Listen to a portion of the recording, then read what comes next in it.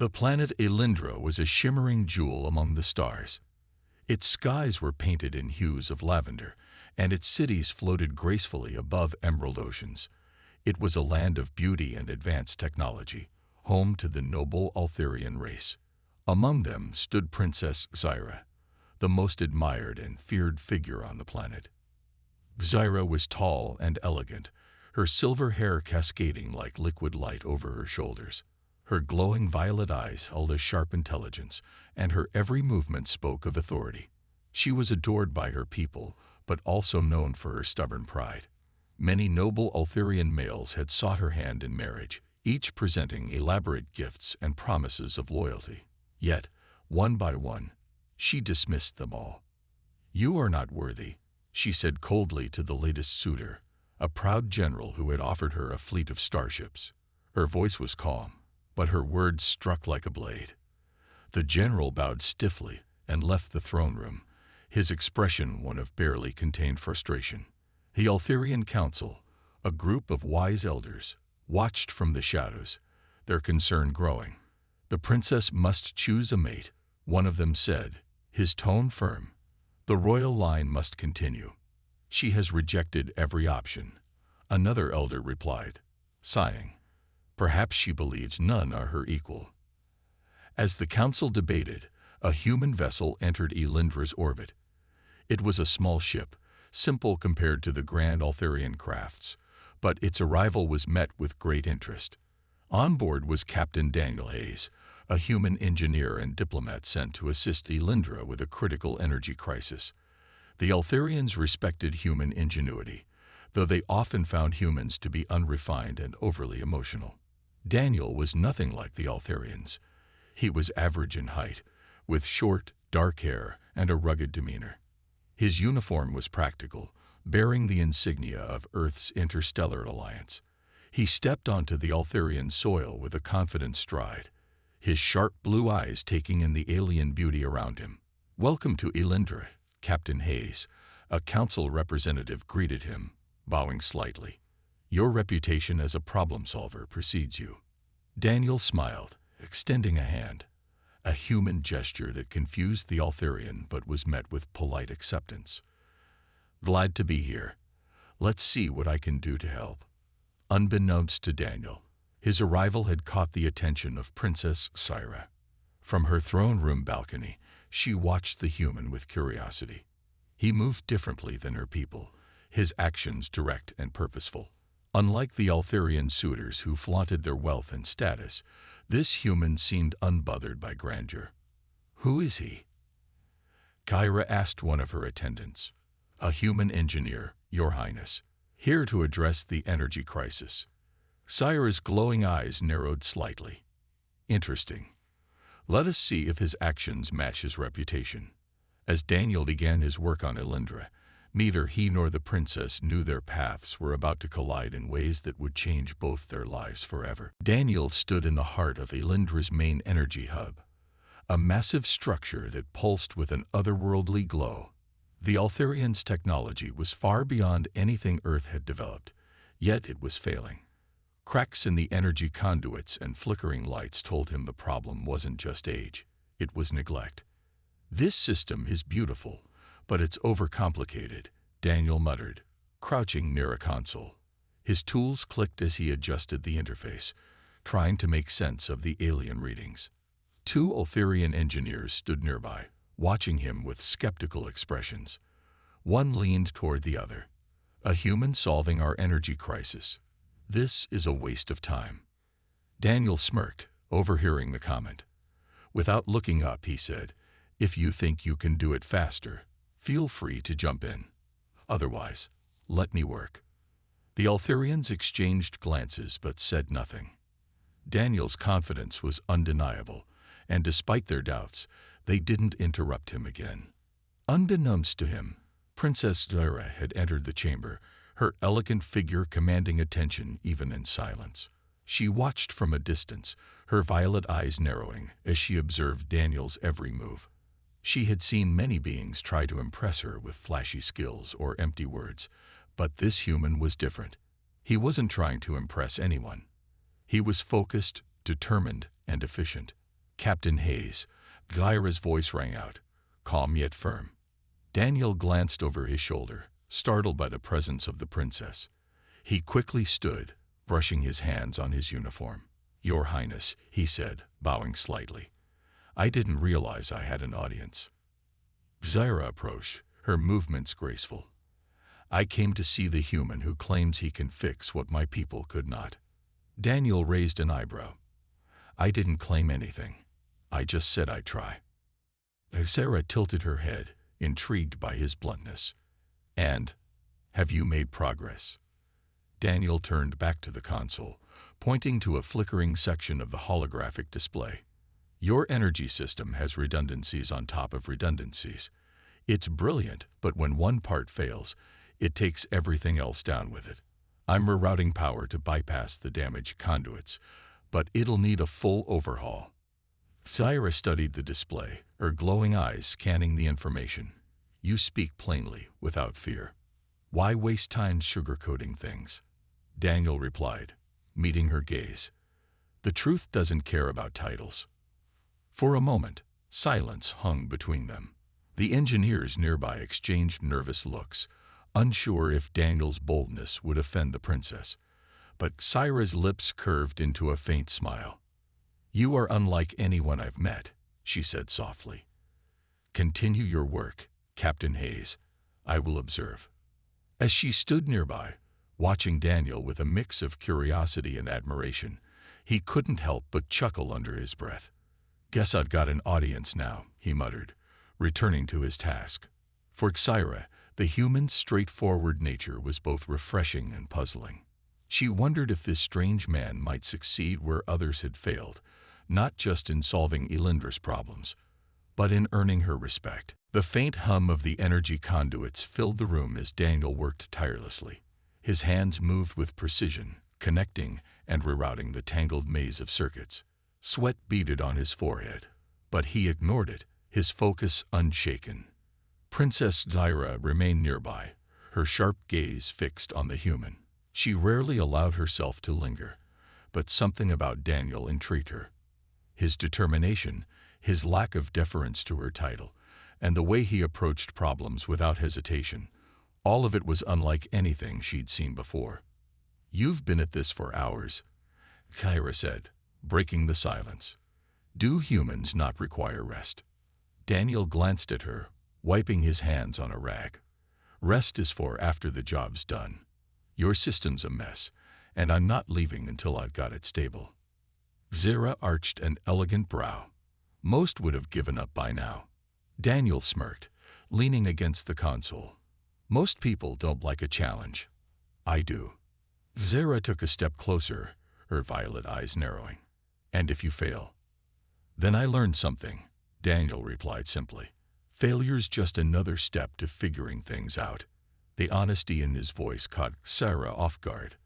Altharians valued perfection, avoiding failure at all costs. Yet this human seemed to embrace it, using it as a tool rather than a weakness. It was both baffling and refreshing. As Daniel returned to his work, Zyra spoke again. "You are unlike the suitors who come to me. They boast of their skills, their strength, but you simply do." Daniel paused, glancing at her. "Well, I'm not here to impress you, princess. I'm here to fix your energy crisis." Her lips twitched into the faintest smile. "And yet, you have impressed me." Before Daniel could respond, a loud crack echoed through the chamber. One of the conduits sparked violently, sending a pulse of unstable energy through the system. The engineers nearby shouted in alarm, scrambling to shut it down. "Get back!" Daniel shouted, grabbing a toolkit. Without hesitation, he ran toward the damaged conduit, his movements swift and precise. Sparks flew around him as he worked to stabilize the surge. Zyra watched, her heart pounding. "He'll be injured," she murmured, taking a step forward, but the engineers held her back. "He knows what he's doing, Your Highness," one of them said, though his voice wavered with doubt. Moments later, the sparks subsided, and the hum of the system returned to normal. Daniel stood, slightly singed but grinning. "There we go. Crisis averted. Zaira approached him, her expression unreadable. You risked yourself without hesitation. Why? Daniel shrugged. Because it needed to be done. For a moment, Zaira said nothing. Then, to the surprise of everyone, she inclined her head slightly. A gesture of respect rarely given by the princess. You are extraordinary, Captain Hayes. Daniel chuckled, rubbing the back of his neck. Just doing my job, Your Highness. But Zaira knew this human was more than just a mechanic. He was someone who could change everything. The energy hub hummed steadily now, its lights glowing with renewed life. Daniel wiped his hands on his worn cloth, satisfied with his work. The once frustrating system was finally stable, at least for now. He turned to the nearby engineers, who were busy taking notes on his adjustments. Make sure you keep an eye on those conduits, he said, pointing to the display. They're holding for now, but if the pressure builds again, it'll blow. The engineers nodded quickly, their earlier skepticism replaced with quiet respect. Princess Zaira, who had watched the entire scene unfold, stepped closer to Daniel. Her violet eyes seemed brighter, her usual stern expression softer. You have done something no one else could, Captain Hayes. The system has been failing for years, yet you stabilized it in mere hours. Daniel shrugged, brushing off the compliment. It's not perfect, but it'll hold until you get a proper overhaul. Sometimes, it's about making do with what you've got. Zaira tilted her head, her gaze steady. Your methods are unconventional, yet they work. You value progress over perfection. Why? Daniel looked at her, surprised by the question. Because nothing's ever perfect, Princess. You can't wait around for the perfect solution or the perfect moment. You just do what you can with what you have. Zaira was silent, her thoughts racing. The Eltharians prided themselves on perfection, but this human had solved a problem they'd ignored for years, with sheer determination and resourcefulness. It was both humbling and inspiring. Before she could respond, an Eltharian messenger entered the room, bowing deeply. Your Highness, the Council requests your presence. They wish to discuss the unique involvement of the human in royal matters. Zaira's jaw tightened, her glow dimming slightly. The Council fears what they do not understand, she muttered. She glanced at Daniel. Will you accompany me? Your work here may need defending. Daniel hesitated, scratching the back of his head. Defending? I just fixed a power system. What's there to defend? Zaira's expression hardened. The Council sees outsiders as threats, especially those who achieve what they cannot. They may challenge your involvement. Daniel sighed, grabbing his toolkit. All right, lead the way, but don't expect me to bow or anything. Zaira's lips twitched into a faint smile. I wouldn't dare ask it of you. As they made their way to the council chamber, whispers followed them. Eltharians paused to stare at the human walking beside their princess, his confident stride a stark contrast to the reverence they were used to. Inside the grand chamber, the council members sat in a semicircle, their gazes sharp and unwelcoming. The lead elder leaned forward, his voice cold. Princess Zaira, explain why an outsider meddles in matters of Elindra. Before Zaira could speak, Daniel stepped forward. Because your system was on the brink of collapse, and you needed someone to fix it. The room fell silent at his boldness. Zaira glanced at Daniel, a flicker of admiration in her eyes. This human was unlike anyone she had ever known, and she found herself wanting to see how far he could go. The council chamber was a masterpiece of Eltharian architecture, with walls that shimmered like liquid silver and a vaulted ceiling that seemed to touch the stars. Yet despite its beauty, the atmosphere inside was tense. The council members sat tall and stern, their glowing eyes fixed on Daniel. Princess Zaira stood beside him, her posture regal and unyielding. You speak boldly for an outsider, the lead elder said, his voice like a low hum of disapproval. Why should we trust your words or your actions? You are not Eltharian. You do not understand our ways. Daniel crossed his arms, meeting the elder's gaze without flinching. I don't need to understand your ways to see that your energy system was falling apart. You asked for help, and I gave it. Isn't that what matters? A murmur spread through the chamber as the council exchanged glances. Zyra stepped forward, her voice steady but commanding. Captain Hayes speaks the truth. While you debated and delayed, he acted. The energy crisis was resolved because of his ingenuity. Another elder leaned forward, his tone sharp. And yet, Princess, you invite risk by allowing a human such access. What if his actions have unintended consequences? Zyra's glowing eyes narrowed. Every decision carries risk, but his success proves that our rigid ways are not always the answer. Perhaps it is time we learned from others. Daniel resisted the urge to smirk. He hadn't expected Zyra to defend him so strongly, but he appreciated it. She was a force to be reckoned with, and he admired her confidence. The lead elder tapped his fingers on the armrest of his chair, his expression thoughtful. You believe this human's actions were beneficial, Princess, yet you have always rejected collaboration, even with your own kind. Why now? Zyra hesitated, and for a moment, Daniel saw a flicker of vulnerability in her otherwise composed demeanor. Because he is different, she said quietly. He does not seek to gain favor or power. He simply solves problems without ego or pretense. Daniel glanced at her, surprised by her words. He wasn't sure if they were a compliment or something deeper, but he didn't have time to dwell on it. The elder's gaze shifted back to Daniel. And you, human, why did you help? What do you gain from this? Daniel shrugged. I don't do this for rewards or recognition. Fixing things is what I'm good at. If that helps you, great. If not, well, at least I tried. The chamber fell silent again, the weight of his words hanging in the air. Finally, the lead elder leaned back, his expression softening. Perhaps we have underestimated both the human and our princess. Let us see what this collaboration brings. As the council dismissed them, Zyra turned to Daniel, her voice low. You have earned their respect and mine. That is no small feat. Daniel grinned, his blue eyes sparkling with humor. Glad I could help, Your Highness. What's next? Zyra smiled faintly. We shall see. The air outside the council chamber was crisp and cool, carrying a faint scent of Elindra's unique flora. Daniel walked beside Zyra, the faint hum of her regal presence almost tangible. He could feel the weight of her words back in the chamber. They had been more than just a defense of his actions. There was something personal about them. You really went to bat for me in there, Daniel said, glancing at her.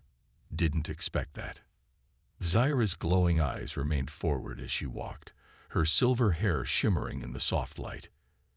You earned it, Captain Hayes. I do not offer words lightly. Daniel smirked, shoving his hands into his pockets. Still, it's not every day a princess calls me. What was it? Different. She stopped suddenly, turning to face him. Do you not see it? Your willingness to act, your lack of hesitation. These are traits my people value but rarely possess. Yet you wield them with ease. Daniel scratched the back of his neck, unsure how to respond. Guess I just don't think too hard about it. Problems show up, you fix them. That's how I was raised. Zyra tilted her head, studying him with a mix of curiosity and admiration. Perhaps simplicity is a strength. While my people hesitate, you move forward. Their conversation was interrupted by a loud chime echoing through the city. Zyra's expression shifted instantly, her posture straightening. An alarm, she said, her voice sharp. Something is wrong. Daniel followed her gaze as a holographic display lit up in the sky above the city. The image showed one of Elindra's energy conduits sparking wildly, the system clearly failing despite Daniel's earlier repairs. His stomach sank. Damn it, he muttered. I thought I stabilized that. Zyra touched a glowing device on her wrist, calling for immediate transport.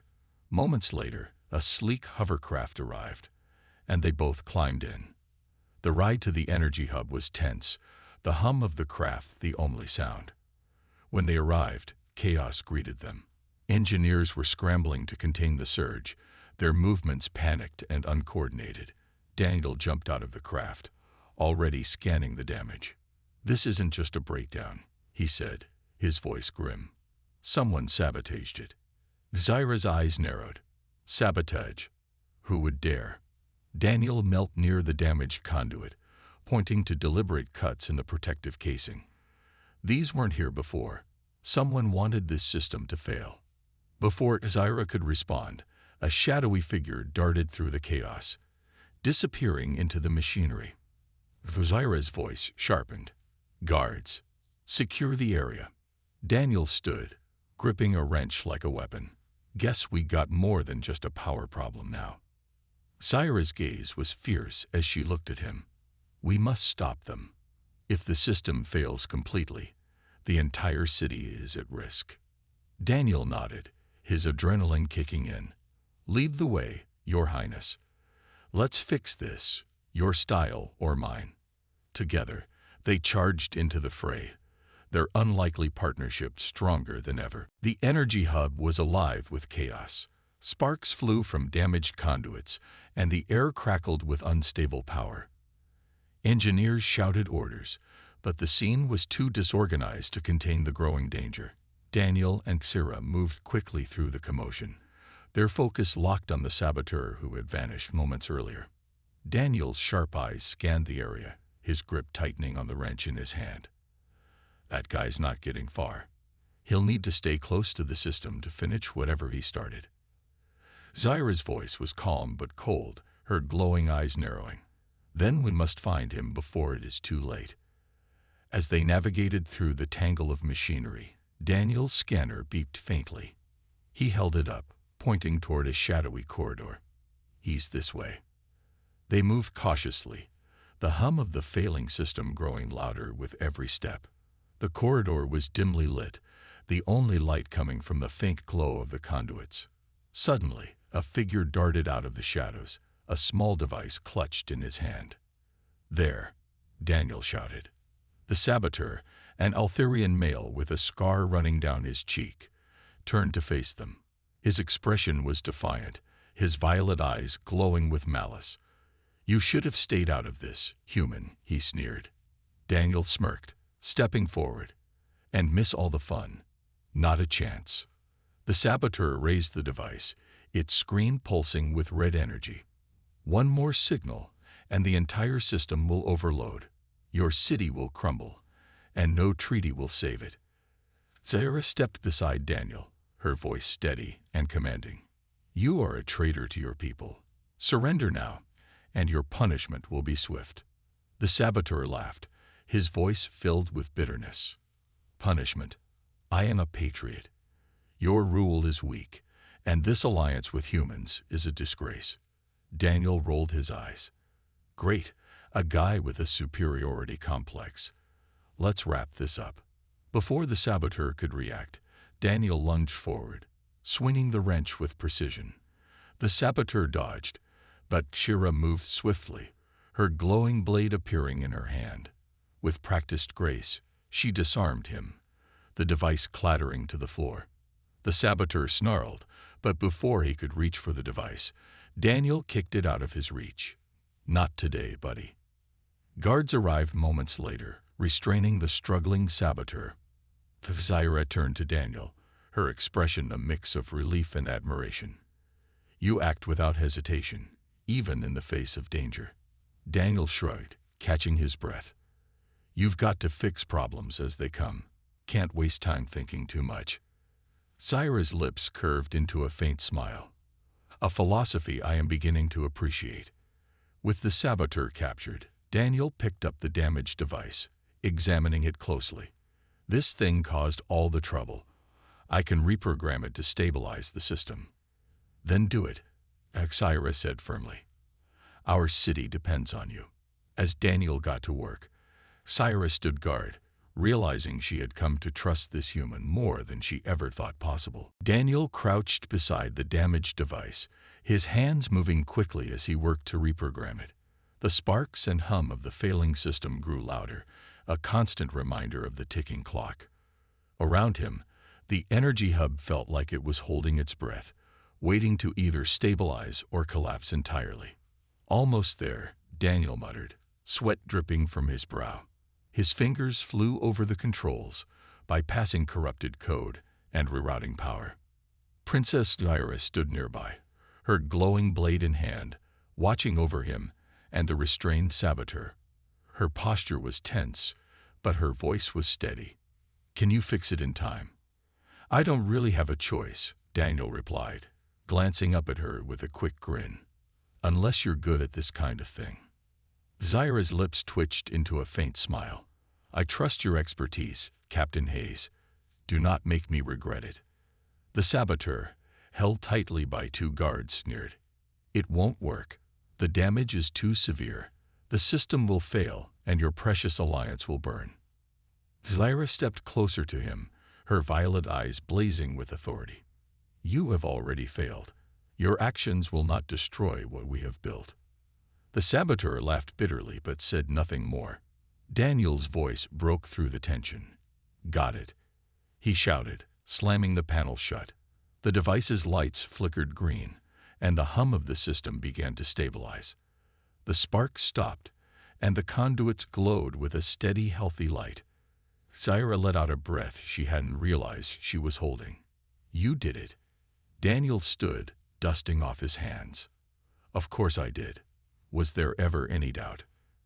Zyra tilted her head, her expression softening. "For a human, you continue to surprise me." Before Daniel could reply, an alarm blared. The holographic display lit up, showing a map of the city.